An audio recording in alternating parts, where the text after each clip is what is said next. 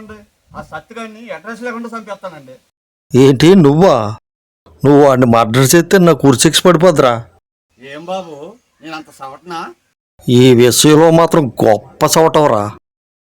ఆ కోటిగాడి తల బద్దలు కొట్టి నెత్తురు చూసి మూర్చపోయావు. ఆ పడిపోయిన కోటిగాడే లెగిసి నిన్ను హాస్పిటల్లో జాయిన్ చేయవలసి వచ్చింది. నీ వల్ల ఏమవుద్దిరా? దేన్నాడు దానికి ఉంటది. బ్రహ్మదేవుడు ఒక్కొక్క పనికి ఒక్కొక్కని పుట్టింతాడురా. ఇదిగో నిన్నెందుకు పుట్టించాడు. బాబు, ఆ సత్తిగాడిని ఏం చేద్దామంటారు? కథ క్లైమాక్స్కి వస్తుందనే హైదరాబాదులో ఉన్న అప్పల నర్సయ్య గారికి పూజ చేసిన అంతా ఎవరించానురా. బాబు, నాకు ఒక అవకాశం ఉంటే నా విలనిజం ఏంటో నువ్వు చూపిస్తానండి. ఎలా చంపేస్తావురా? 10 లారీల జనం తీసుకొచ్చి ఆ సత్తిగాడిని చంపేస్తాను. ఒరే లారీలు గొడవ ఏంటిరా?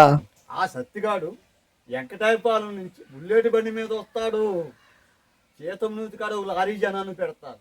అక్కడ తప్పించుకుంటే గనక మళ్ళీ శివాలయం కాడ లారీ పెడతాను. అక్కడ తప్పించుకుంటే మళ్ళీ మారమ్మ గుడి దగ్గర ఒక లారీ జనాన్ని పెడతాను. ఆపరా ఈ లారీలు గోల.